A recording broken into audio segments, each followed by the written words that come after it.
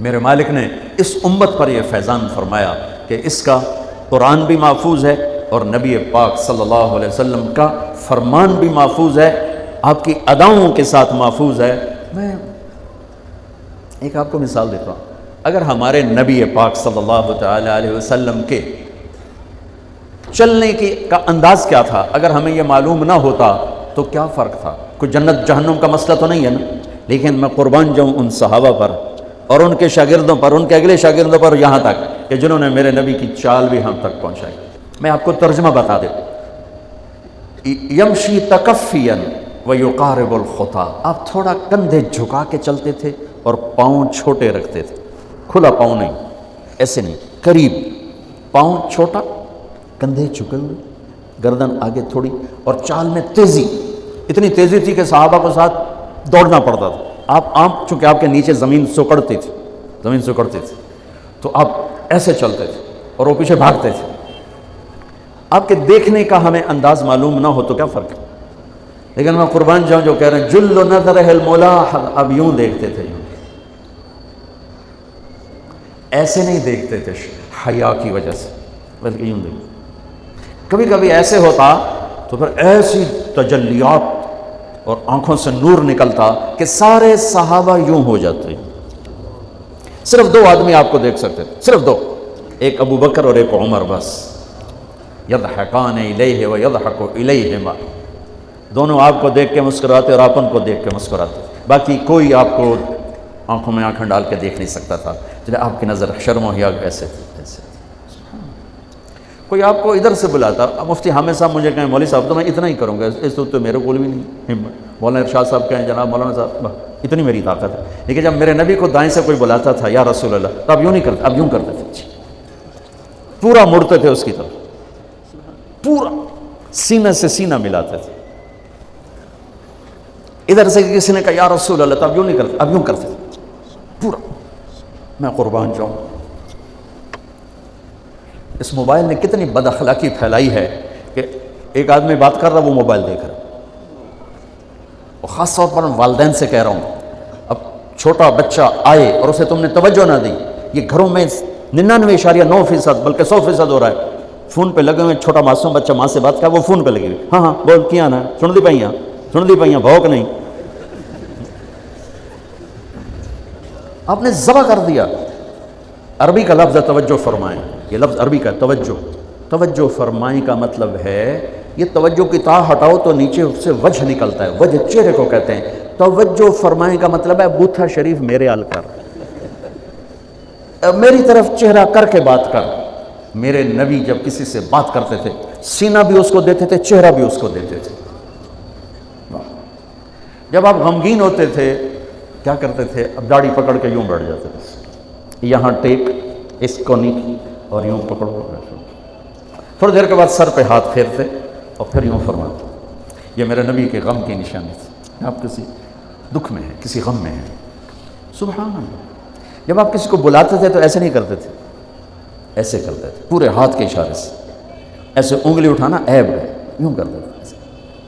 جب آپ محفل میں بیٹھتے تھے تو چوکڑی مار کے بیٹھتے تھے، اتحیات صرف نماز میں آپ کی ہے، باقی آپ چوکڑی مار کے بیٹھتے تھے، اور پوری محفل میں ٹانگ نہیں پھیلاتے تھے، چاہے کتنی لمبی مجلس ہو جائے ٹانگ نہیں پھیلاتے تھے کبھی بھی۔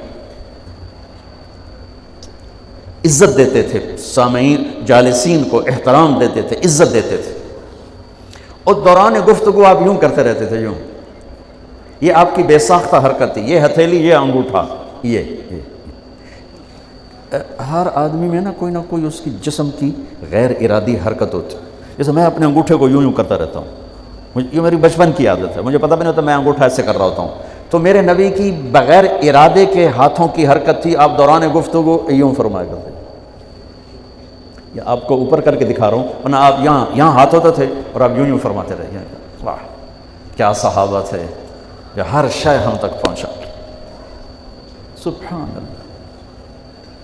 جب آپ غصے میں ہوتے تھے تو ہماری طرح کوئی وہ اظہار تو ہوتا نہیں تھا، پھٹ پڑے وہ بھی نہیں ہے، ڈانٹ ڈپٹ وہ بھی نہیں ہے، اس کو برداشت کیا ہے، اس کا رد عمل آیا ہے چہرے پر۔ کیا؟ یہاں ایک رگ تھی جو غصے میں ابھر آتی تھی، وہ ایسے ایسے ایسے ایسے ایسے کرتے، بینہما عرق یدرہ الغضب، تو اسے اندازہ ہوتا تھا غصے میں. کسی پر اظہار ناراضگی ہے تو ہم تو لان تان کرتے ہیں. آپ کیا کرتے تھے؟ ادھر سے ابو ہریرہ آ رہے ہیں، آپ ان پہ ناراض ہیں اور ان کو بتانا بھی چاہتے ہیں، اور یہ ناراضگی ان کی کسی تربیتی پہلو کی وجہ سے ہے. من تصر لنفسہ لا یغضب لنفسہ ومن تصر لہا. ساری زندگی اپنی وجہ سے نہ کسی پہ ناراض ہوئے نہ کسی کی ڈانٹ ڈپٹ کی. تو جب ادھر سے آ رہا ہے نا ابو ہریرہ اور آپ ان کو اظہار ناراضگی فرمانا چاہتے ہیں تو یوں دیکھا اور ساتھ ہی یوں ہو جاتے تھے. بس ادھر سے انس آ رہے ہیں، آپ ان پہ ناراض ہیں، دیکھتے ہی آپ یوں ہو جاتے تھے. بس یہ اتنا تھا میرے نبی کی ناراضگی کا اظہار کہ آپ لگتا ہے ناراض ہے، ناراض. جب آپ خوش ہوتے تھے تو یہ جگہ گلابی ہو جاتی. پہلی بہت خوبصورت رنگ تھا گلابی، لیکن یہ اور زیادہ چمکنے لگتے، اس میں سے نور نکلنے لگتا تھا.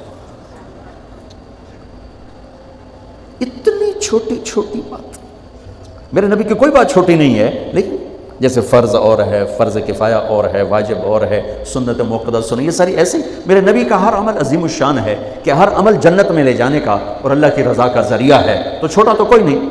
آپس میں تقابل کے، یعنی میں وہ چیزیں آپ کو بتا رہا ہوں جن کا جنت اور جہنم سے تعلق نہیں، عشق سے تعلق ہے، محبت سے تعلق ہے. ہماری جماعت گئی حافظ آباد، وہاں میں وکلا میں بیان کر رہا تھا. علاقے کے ایک بہت بڑے ذمہ دار آئے ہوئے تھے. کسی کام کو انہوں نے دیکھا تو ساری عدالتیں خالی. تو ان کا کیا ہوا کہ یہ تبلیغ والوں کا عالم آیا ہوا ہے، اس میں سارے چلے گئے. تو اس نے وہ پہلے تو بیٹھا رہا، پھر وہ جو جج کا ریڈر تھا انہوں نے کہا چودھری صاحب ایتھے ویلے بیٹھے ہو اور جا کے گل سن لو. وہ ذرا تبلیغ کو اچھا نہیں سمجھتے تھے. ان کا چلو ویلا بیٹھا سننا ہوا. وہ آگے میں اس وقت اللہ کے نبی کے جانور بتا رہا تھا کہ میرے نبی کی 9 بکریاں تھیں، ان کے نام عجوہ، سقیہ، برکہ، ورثہ، زمزم، اطلال، اطراف، غیثہ، قمرہ. 9 بکریاں، 10واں بکرا یم، اور اس میں قمرہ آپ کی زندگی میں مر گئی. یہ احسان عظیم ہے ان ہستیوں کا جو واقعی اس قابل تھے کہ اللہ نے کہا رضی اللہ عنہ، جاؤ میں راضی ہو گیا، جو مرضی کرو میں راضی ہو گیا. سبحان اللہ، واہ. اور آپ کے اونٹ تھے 2 عسکر اور ثعلب، اور آپ کے خچر تھے عفیر اور دلدر اور فضہ، اور آپ کے پاس گدھے تھے 2 عفیر اور یعفور، اور آپ کی اونٹنیاں تھیں عذبہ، جدعا، شہبہ، قصوہ، اور آپ کے گھوڑے تھے لزاز، تراز، لحیف، سجل، سکب، صبحہ، ورد، یعصوب، یعبوب. یہ آپ کے گھوڑوں کے نام. ایک گھوڑے کا نام تھا ورد. کیوں تھا؟ جیسے گلاب کا پھول نمایاں نظر آتا ہے، وہ گھوڑا ایسا حسین تھا کہ گھوڑوں میں نمایاں نظر آتا تھا. صبحہ ایک گھوڑے کا نام تھا. صبحہ، صبحہ تیرنے کو کہتے ہیں. ان لک فی النہار صبحا طویلا. اس گھوڑے کا نام صبحہ کیوں تھا؟ جب وہ دوڑتا تھا تو لگتا تھا جیسے پانی تیرتا جا رہا. خیر میں پھر لمبا چلا گیا. وہ جو تھے نا چودھری صاحب، وہ بیان سن رہے تھے. وہ گئے واپس گاؤں تو اپنے امام کو بلایا، کہا مولانا صاحب ایک مسئلہ دسو کہ اپنے نبی دی بکریاں دا نام کی ہے. وہ آکھن لگا یہ بھی کوئی مسئلہ ہے؟ اگے ہے تو بھاویں نہیں، میں تو آج دس ساڑھے نبی دی بکریاں دا نام کی.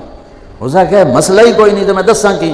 اسا کہ تو اج تک مینوں پٹی پڑھائی ہے کہ اے نبی نو نہیں مندے تے اے نبی دے گستاخ ہیں. میں ہنے انہاں دے مولوی دی تقریر سنی ہے، وہ تو نبی دی بکریاں نو مندے تو انہاں نبی نو نہیں مندے. ہن تو جماعتاں نو روکیا میں تینوں کھلے پھر اس. پھر وہ ہماری جماعت پوری کو لے گیا اپنے گاؤں نے. 15-20 ہزار آدمی اکٹھا کیا، میرا بیان کروایا ہوا، کھانا ہوا. تو میں قربان جاؤں، آپ اسی سلسلے کی کڑی چل رہے جنہوں نے نبی کے علم کو لیا، آگے دیا، پھر آگے دیا، پھر آگے دیا.